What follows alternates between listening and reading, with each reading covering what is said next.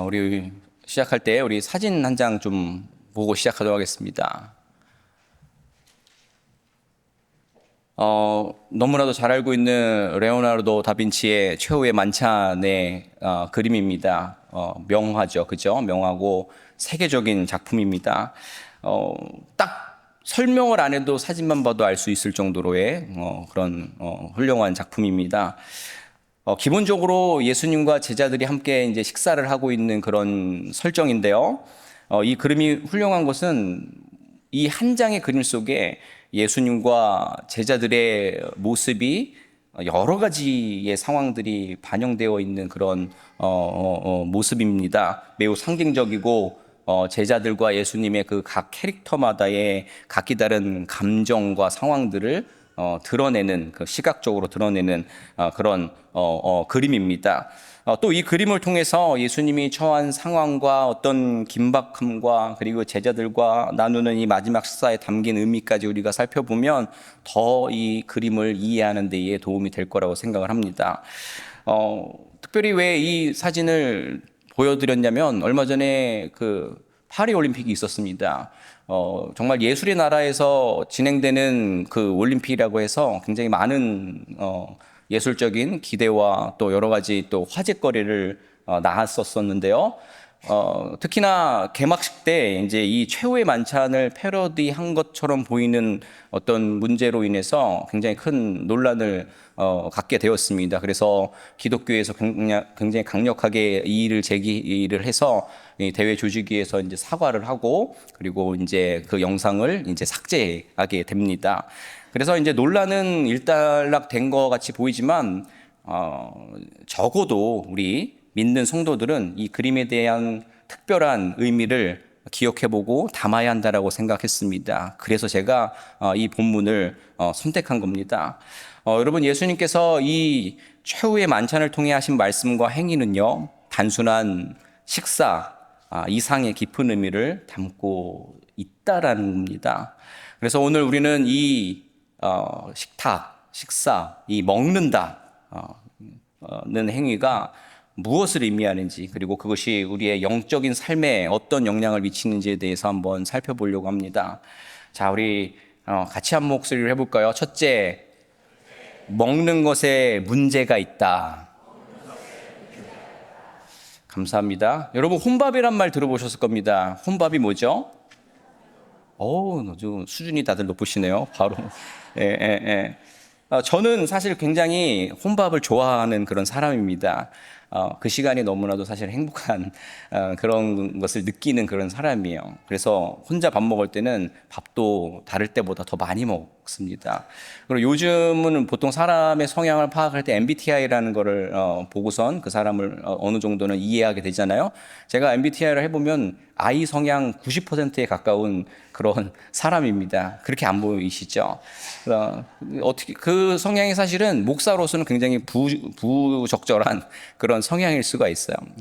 그래도 저는 제가 할 수 있는 정말 최선을 다해서 성도님들과 친교하려고 애를 쓰는 사람입니다.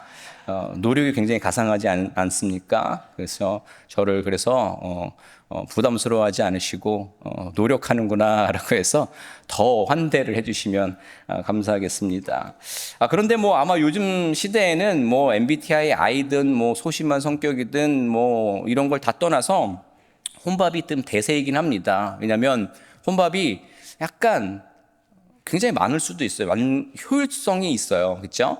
뭐 돈도 조금 들고, 그렇죠? 시간적인 부분도 좀 절약할 수 있고, 또 누군가 만나서 이야기를 하면서 식사를 한다는 게 굉장히 좀 이렇게 전문 용어로 기가 빨릴 수가 있는 부분들이어서 혼자 밥 먹는 것이 훨씬 더 효율적일 수가 있다고 생각을 합니다.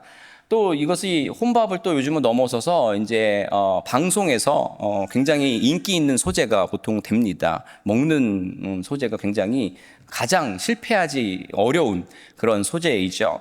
소위 먹방이라고 하죠. 잘 먹거나 그렇죠. 많이 먹는 그런 모습을 보여줍니다. 그것을 또 사람들이 즐겨 보죠. 그런데 때로는 이 잘 먹는 것이 지나치다라고 느껴질 때가 있어요.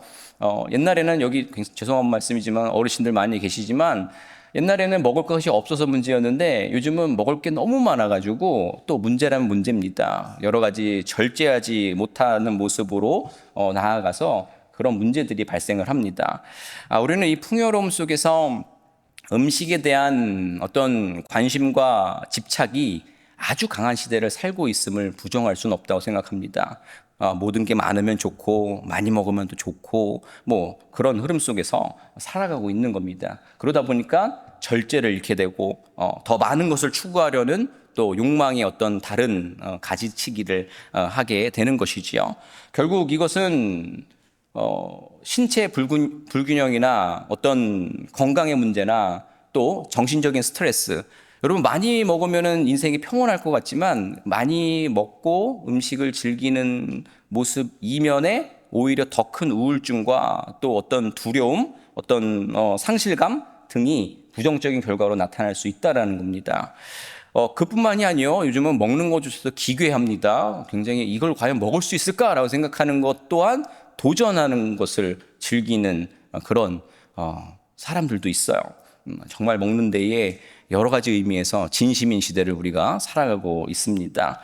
그렇다고 해서 뭐 먹방을 보는 거나 혼밥을 하는 것이 여러분 죄다라고 말씀드리는 건 아닙니다. 뭐 과식했다고 해서 그분을 향해서 뭘 그렇게 많이 먹었냐, 많이 먹는 것도 죄다라고 얘기하시면 안 돼요. 그렇게 말할 수 없습니다. 그렇게 느끼시지 않겠지만 저도 굉장히 과식을 많이 하는 편입니다. 굉장히 야식도 좋아하고요. 제 기준에서는 늘 제가 과식하는 것 같이 느껴져요. 그렇죠. 재수 없나요? 네, 살이 안 쪄서 문제지, 저 많이 먹는 것 같아요. 아닌가? 자, 또 그러다 보니까 요즘에는 또 건강하게 먹고 소식하고, 그죠? 자신에게 또 맞는 음식을 골라서 또 먹습니다. 오래 건강하게 살기 위한 어떤 노력들이죠. 특히 요즘은 2030 사이에서도 이 유행이 있습니다. 무엇이냐면 저속 노화 식사가 유행이에요. 무슨 유행이냐? 늙는 속도를 4분의 1로 줄이자라는 운동이에요. 그래서 정말 20대, 30대 사람들이 라면 뭐 이런 있잖아요. 자극적인 거를 완전히 안 먹어요. 뭐 탄수화물 안 먹고 그런 건강한 어떤 뭐 곡식류 아무튼 그렇게 하면 운동하고 막 이런 분위기가 요즘 시대예요. 그래서 우리 교회도 청년들이 아마 그럴걸요. 같이 뭐 밥 먹어도 우리가 그렇게 즐겨하는 거는 잘 안 먹고 그런 분위기일 거예요. 그런 분위기예요. 그리고 또 우리 어르신들한테도 해당될 수도 있지만 우리가 또 100세 시대라고 요즘을 하잖아요. 그렇죠? 사람들이 진짜 원하는 것이 있더라고요. 무엇이냐면 여러분 9988234라고 들어보셨나요? 9988234 무슨 암호 같으시죠? 벌써 어르신들은 네 하시잖아요. 9988234가 뭐냐면 99세까지 팔팔하다가 2, 3일만 앓고 죽는다, 죽을사 해가지고 역시 어르신들은 무슨 뭐 성경 말씀 외우는 것보다 더 빨리 나오는 것 같아요. 여러 가지 의미로서 우리가 먹는 거에 진심인 시대를 살아가고 있다라는 거죠. 그러나 여러분 우리는 믿는 성도입니다. 우리는요 이 먹는 것조차도 신앙의 기준 안에서 신앙적으로 이것을 어떻게 풀어야 해야 되는지를 생각하고 고민해야 된다라고 저는 생각합니다. 여러분 신앙생활이라는 게 뭐 지난주에 우리 청년부 수련회가 있었고 우리 약간 일일 부흥회 같은 시간들이었는데 수련회나 부흥회나 또 이렇게 여러분 주일 예배에 나온 이 시간들 너무 존귀한데 이 순간만 성도로 사는 것이 아니라 우리의 일상생활 전반을 정말 신앙적인 관점 안에서 어떻게 살아내야 되는지를 생각하며 사는 것이 신앙생활인 것입니다. 그것이 빠지면 우리의 신앙생활은 명암이 정확해지겠죠. 교회 안에서만 은혜로운 모습이고 세상 속에서는 세상의 모든 생각에 똑같은 기준으로 살아갈 수 있게 되는 거죠.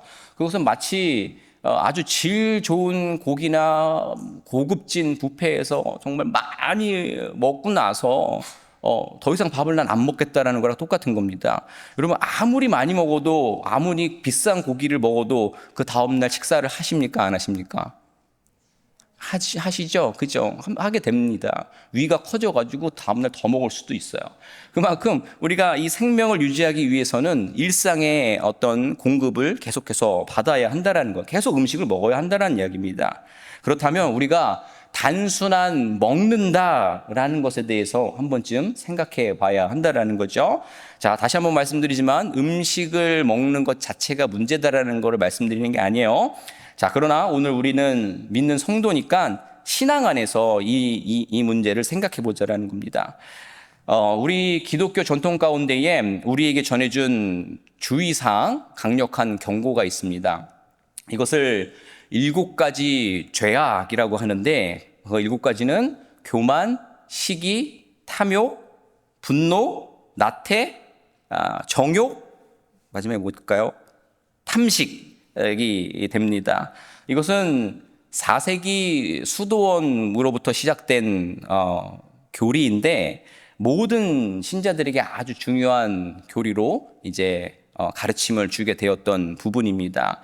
굉장히 중요하게 여겼던 거예요. 그러나 이제 1517년 종교개혁 이후로 이 교리가 굉장히 빠르게 약화가 됩니다. 아마도 개신교와 캐톨릭의 어떤 긴장과 경계 속에서 이 공식 교리로 이것이 채택이 되지 않았던 것 같아요.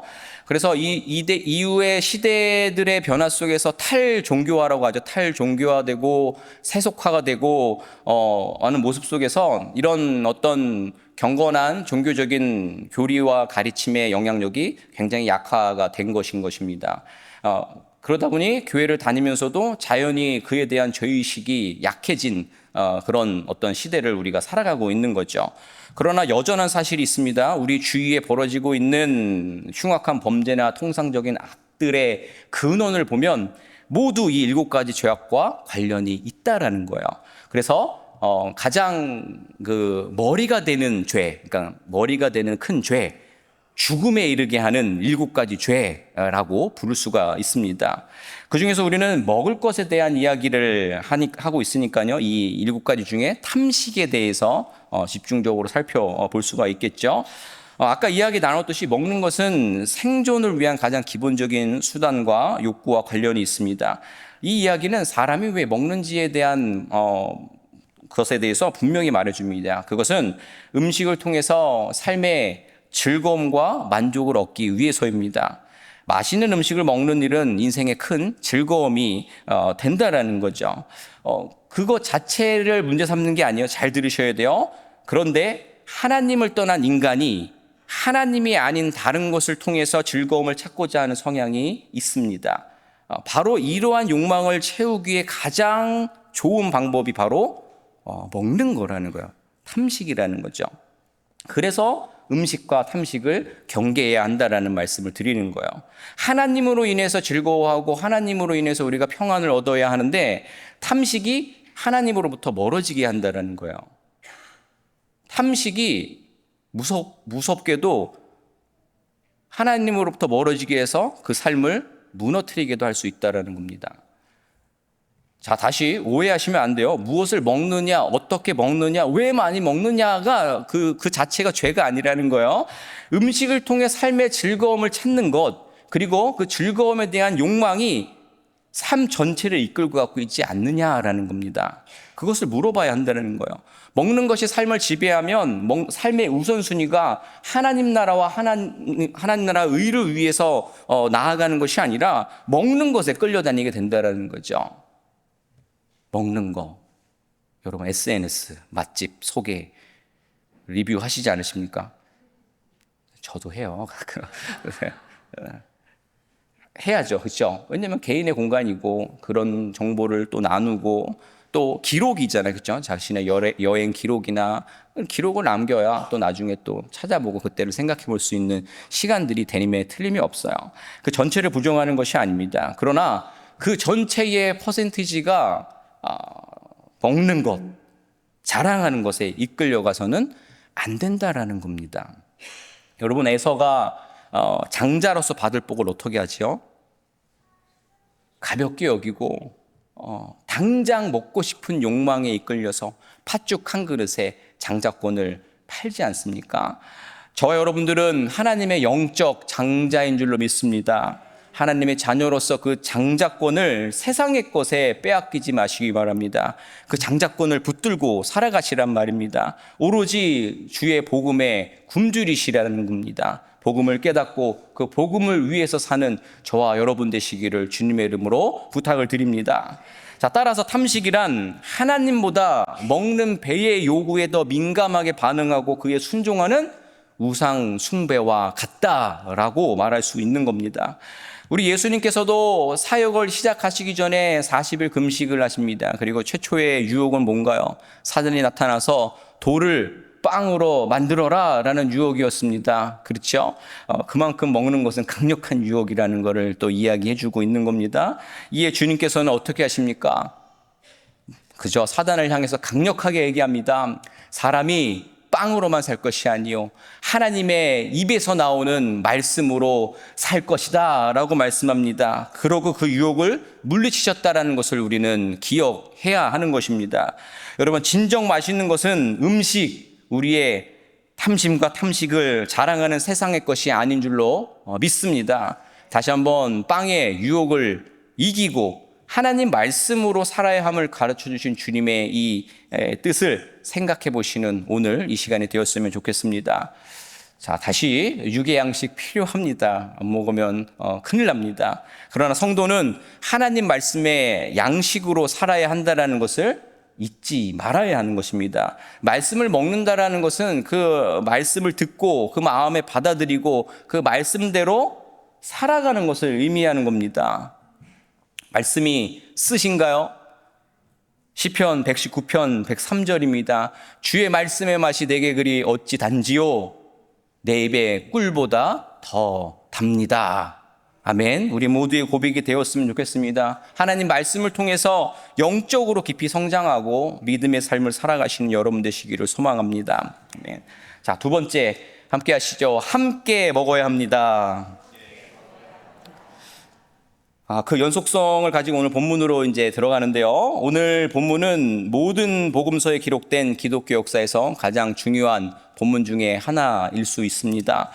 주님께서 제자들과 유월절 식사를 하시는 배경으로 이제 시작이 됩니다. 17절부터 보시면.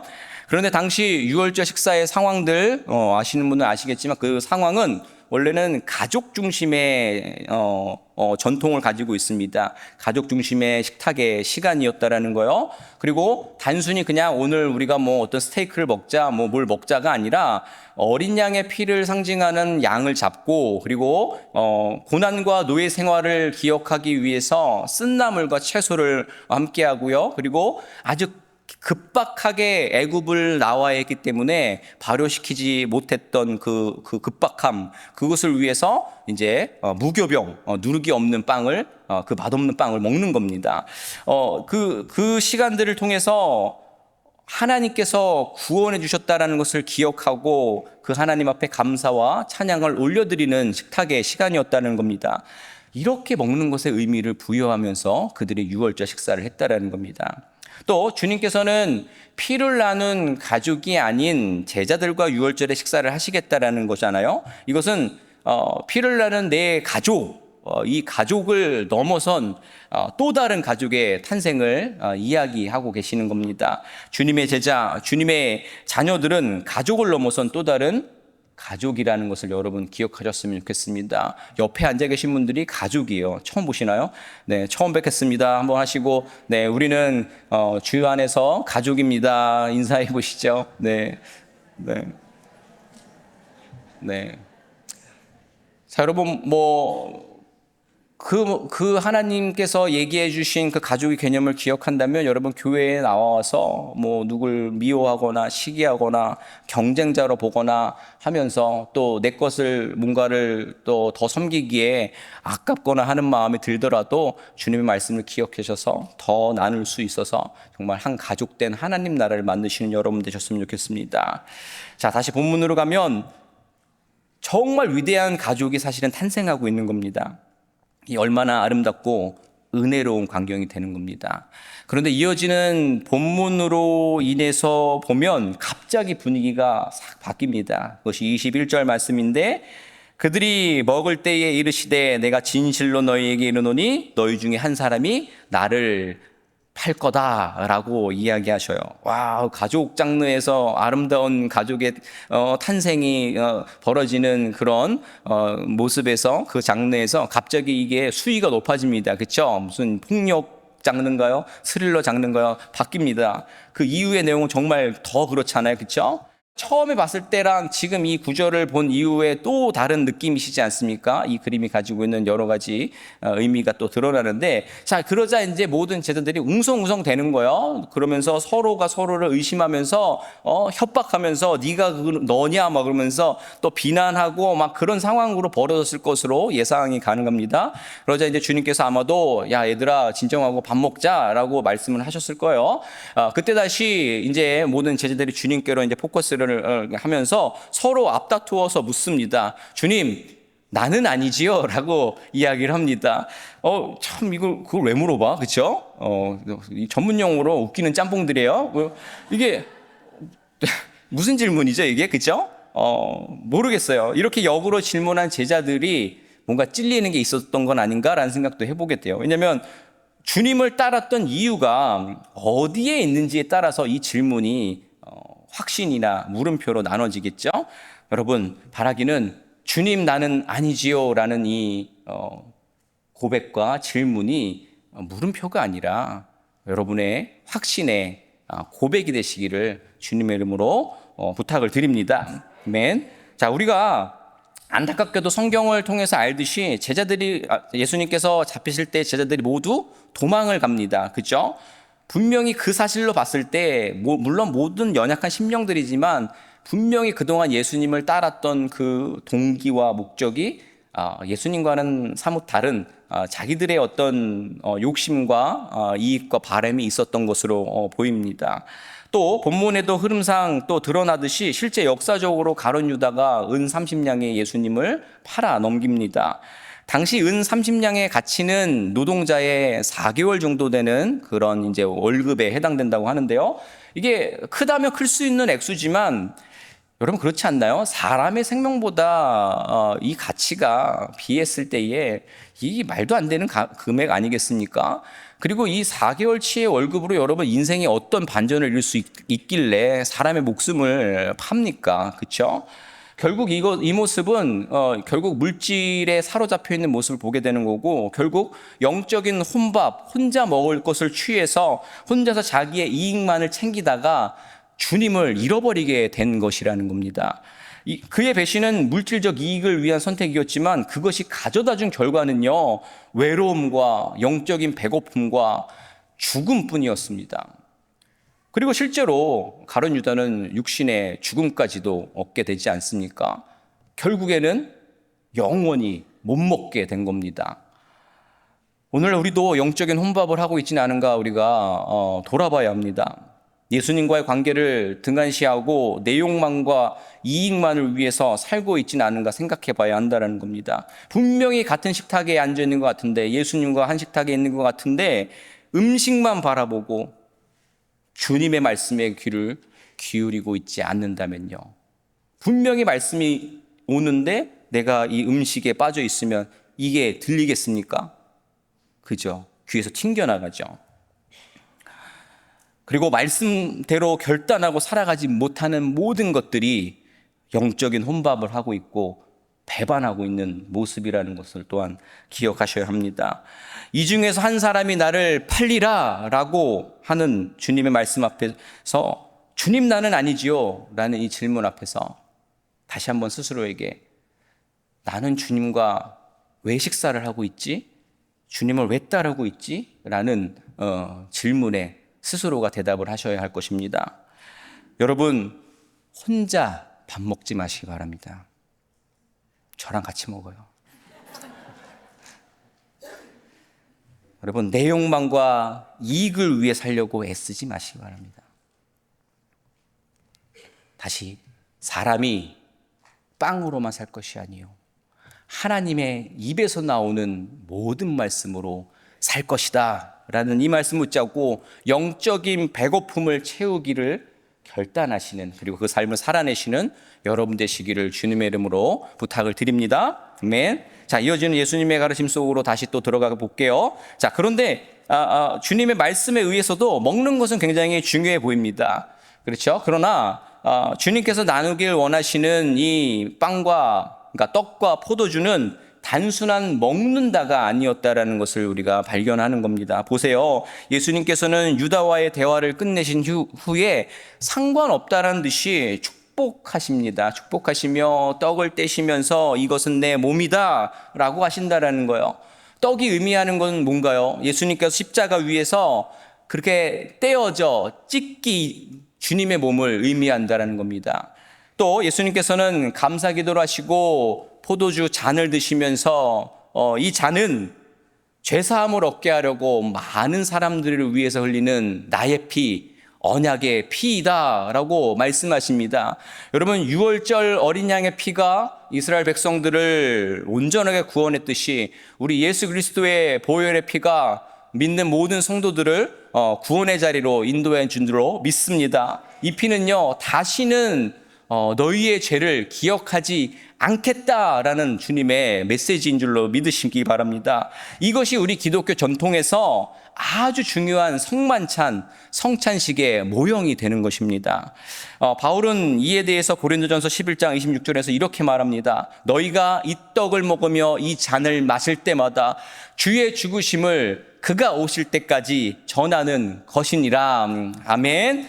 우리는 최후의 만찬, 그 사건을 통해서 우리에게 하시는 사명을 우리가 기억해 내야 하는 것입니다. 함부로 패러디할 수 없는 장면이라는 사실입니다. 지금 예수님의 상황은 어떠하신가요? 지금 너무나도 쓰라리고 아프고 외롭지 않으셨겠습니까? 배반한 것이나 다름없는 제자들과 한자리에 있는 거예요. 왼수 같은 그들과 함께 있으신 겁니다. 심지어 그 중에는 도낀 객긴일 수도 있지만 실제로 은삼십냥에 자신을 팔아넘길 유다도 자리하고 있다라는 거예요. 다들 자기 혼자 먹을 것만 생각하고 있는 겁니다. 자기의 이익만 생각하고 있다라는 거예요. 그리고 그런 상황 속에 자신에게 남은 시간은 얼마 되지 않으시잖아요. 총각을 다투는 그 시간 가운데에 어디 마음 두고 밥 한 술 뜨실 그런 어떤 상황이겠었냐는 거죠. 사역과 십자가의 사역을 앞둔 주님께서 인자는 머리를 둘 곳이 없다라는 슬픈 그 이야기가 정확하게 부합되는 그런 상황인 것입니다. 그러니까 그 아까 최후의 만찬의 그림에 예수님이 또 외로워 보이지 않으십니까? 주님이 참 외롭습니다. 이 지긋지긋한 환경에서 벗어나서 정말 마지막 한 끼라도 맘 편하게 소위 혼밥하셔도 될 텐데 그럼에도 불구하고 주님이 선택하신 것은 이 지긋지긋한 것들과 밥 한 끼, 죄송합니다. 밥 한 끼 먹고 싶으셨다는 그 심정인 겁니다. 그 자리에 주님께서 음식이 드시고 싶으셨겠습니까? 음식이 목적이 아니잖아요. 그 시간에 제자들과 나누었던 이야기들, 그동안의 추억들, 그런 시간들로 그 시간을 주님은 원하셨던 것입니다. 그리고 우리가 이게 유월절 식사라고 이야기했잖아요. 그렇죠? 유월절 전통에 따라서 이 준비된 음식 앞에서 하나님을 기억하고 감사했을 것입니다. 그리고 이 식탁의 주인이 누구인지를 분명하게 선포하고 확인했을 것입니다. 그리고 이 식탁의 주인이 하나님이시라는 걸 고백했다면 이 식탁 앞에서 뉘우쳐야 할 죄를 살피고 그 잘못된 삶들을 돌아보고 어떤 방향으로 신앙의 자세를 고쳐 메워야 되는지를 나눴다라는 것입니다. 이를 통해서 우리가 먹어야 할 영원한 생명의 양식을 깨닫게 하신다라는 것입니다. 다시 중요한 사실은요, 주님께서는 십자가를 홀로 지시기로 결정하셨지만 마지막 남은 요 짜투리 시간에 제자들과 사랑하는 그 제자들과 함께 먹기를 원하셨다라는 사실입니다. 여기서도 분명히 드러나는 겁니다. 우리가 함께 나누는 음식과 식탁의 의미가요. 식탁은 단순히 배고픔을 채우는 행위의 시간이 아닌 것입니다. 우리는 음식을 나눌 때에 친교를 쌓고 서로의 이야기를 듣고 나누고 마음의 위로와 평안을 얻는 자리라는 겁니다. 예수님께서는 이 최후의 만찬의 시간을 통해서 제자들과 마지막 시간을 나누면서 그들과 한 가족됨을 확인하셨다라는 겁니다. 맛있는 음식을 먹는 것보다 중요한 시간들입니다. 이처럼 함께 식사하는 것은 단순한 음식을 먹는 것 이상의 의미가 담겨져 있는 것입니다. 결국 예수님께서는 우리가 식탁의 공동체가 되어서 서로를 더 사랑하고 섬기기를 원하셨고, 함께 나누는 식탁의 나눔 속에서 주님이 보여주신 그 사랑을 실천할 수 있는 기회를 매 식탁의 자리마다 말씀해 주시고 기회를 주신다라는 것을 여러분 꼭 기억하셨으면 좋겠습니다. 그래서 식탁은 음식을 중심으로 한 좀 더 고차원적인 신앙의 삶을 말하는 겁니다. 서로에게 더 관심을 가지고 서로를 더 섬기고 할 수 있는 그런 공간이라는 겁니다. 하나님이 주신 구원의 자리를 축하하며 누릴 수 있는 자리인 줄로 믿으셨으면 좋겠습니다. 여러분, 눈앞에 있는 음식에 집중하지 마셨으면 좋겠어요. 혼자 밥 먹지 마세요. 그리고 너무 비싼 것 먹으려고 애쓰지도 마세요. 너무 까다롭게 가려서 먹지도 마세요. 마치 이 음식이 내 인생에서 가장 중요한 밥 한 끼라는 마음으로 정말 최후의 만찬인 것처럼 그 한 끼를 대하지 마세요. 잊지 마십시오. 예수님께서는 이 최후의 만찬의 순간에도 나눔과 희생과 섬김을 말하고 계시지 않습니까? 제가 왠지 그 여러분들의 먹는 즐거움을 굉장히 제한하고 앗아간 것처럼 이렇게 나쁜 사람이 된 것 같이 느껴지는데, 오늘 점심 식사 맛있게 하세요. 여러분, 근데 중요한 것은 배고픔 때문에 장자권을 판 에서처럼 주님의 가르침이 얼마나 귀중한지, 더 중요한 것인지를 잊지 않는 우리의 관심과 주의가 모든 음식과 탐식에 가 있지는 않은가 생각해 보자라는 겁니다. 저는 단순히 여러분 이해를 돕기 위해서 먹는 것에 대한 예를 들었을 뿐이지, 우리 안에 있는 생명의 말씀, 복음을 먹고 나누는 일에 소홀히 하고 있지는 않았느냐라는 말씀을 재차 드리고 있는 것이에요. 주님께서 우리에게 허락하신 장자권, 그 복음을 깨닫고 복음을 위해서 사는 것, 그 삶에 대한 관심, 그 신앙의 여정에 대한 욕심과 기대를 놓치지 말아야 한다는 이야기입니다. 오늘 점심 뭐 먹지? 오늘 메뉴 뭔가요? 여러분, 그것이 우리의 대화거리가 되는 것이 아니라 오늘 어떤 말씀을 묵상하고 그 말씀대로 살아야 할까가 되어야 하지 않겠느냐는 겁니다.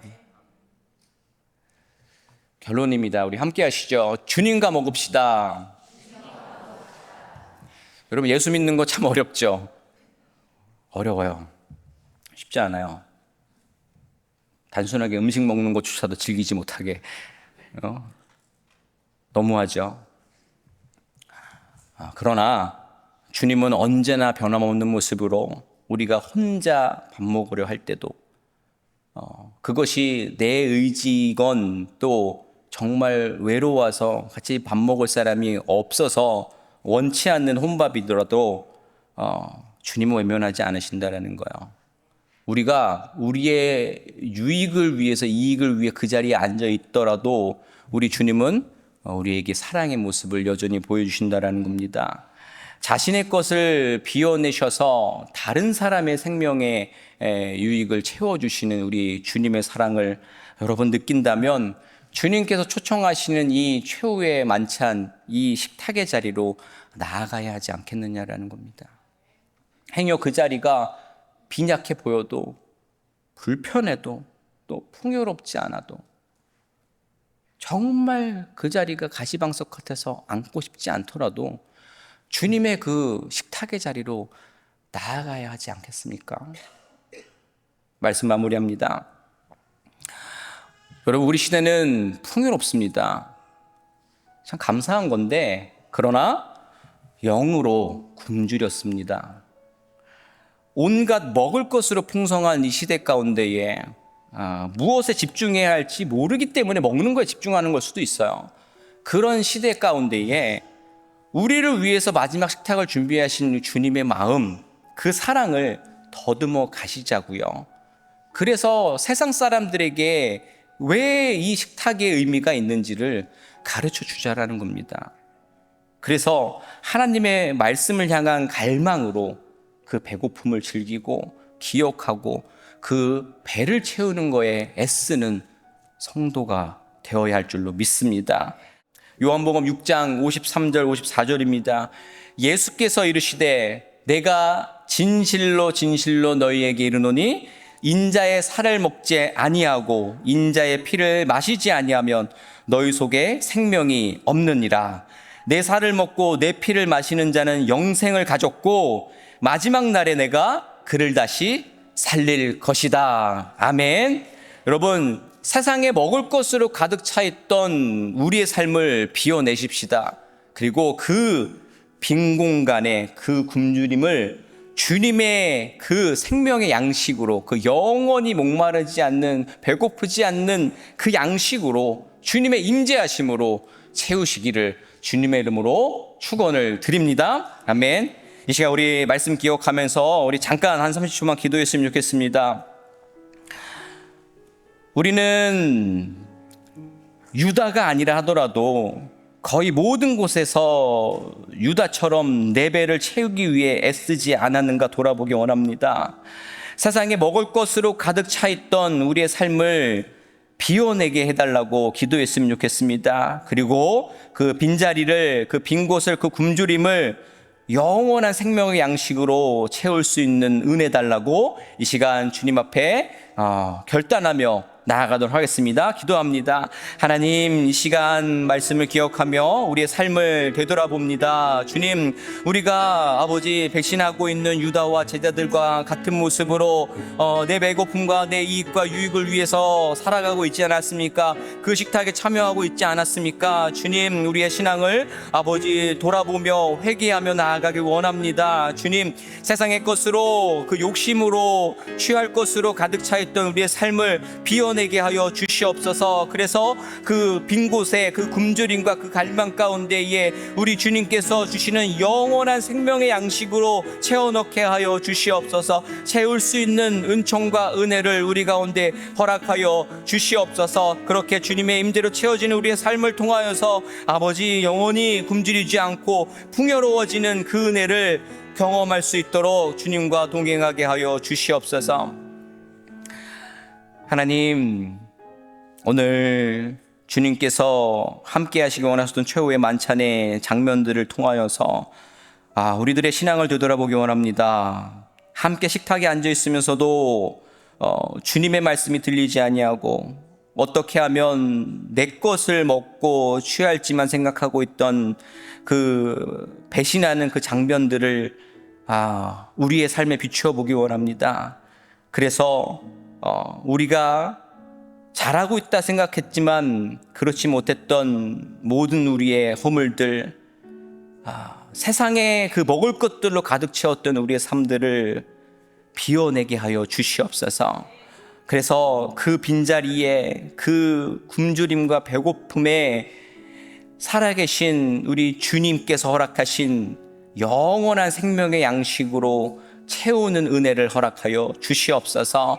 주님의 임재하심으로 성령님을 모시는 것으로 배부른 인생 되게 하여 주시옵소서. 그렇게 우리의 삶을 다시 한번 새롭게 하실 것을 소망합니다. 우리와 함께하여 주시옵소서. 감사하며 예수님의 이름으로 기도드립니다. 아멘.